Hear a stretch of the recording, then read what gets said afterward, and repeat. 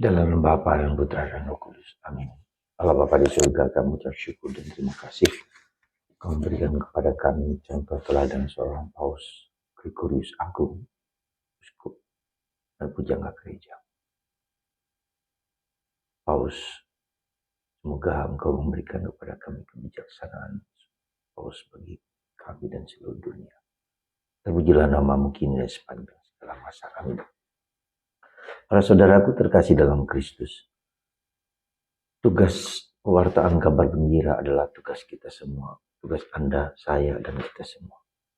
Tak boleh kita abaikan perintah Yesus yang luar biasa ini. Dimanapun kita pergi, harus mewartakan kabar gembira, Injil. Artinya mewartakan kebaikan, mewartakan cinta kasih, mewartakan pengampunan. Sukacita Injil, Evangelium, kabar gembira, kabar kebaikan. Bukan kabar kejahatan, bukan kabar kematian, bukan kabar duka cita. Meskipun kita juga menderita, tugas kita lah membawa kabar gembira itu kepada orang lain. Karena itu kita bisa melihat bagaimana dalam bacaan pertama Paulus kepada umat di Kolose, Paulus melihat bahwa Timotius muridnya, Epafras, mereka mewartakan kabar gembira kepada orang-orang di sekitar, orang Kolose.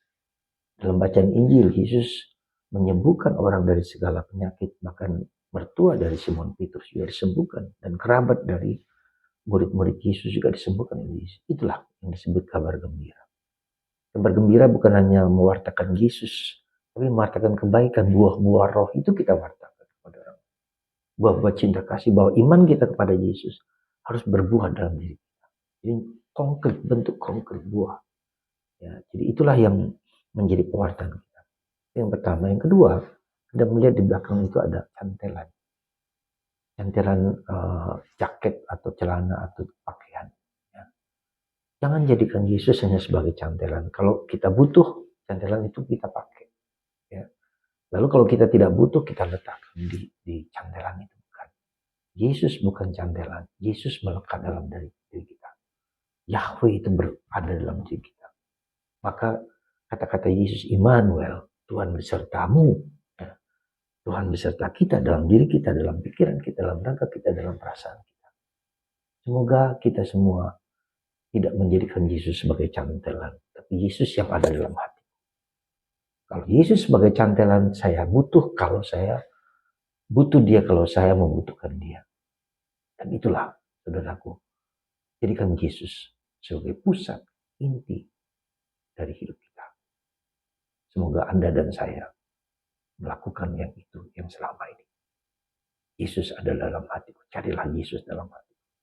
Carilah Yesus dalam kehidupanku sehari-hari. Apapun juga bentuknya. Dalam derita, dalam susah, dalam apapun. Yesus segala-galanya bagiku. Yesus Raja segala raja. Raja hatiku, Raja pikiranku, Raja perasaanku, Raja sikapku. Menjadi kabar gembira, mewartakan Injil, kabar gembira kepada siapapun dalam buah-buah roh. Berkat Tuhan atas Anda semua, Bapa, Putra, dan Roh Kudus. Amin.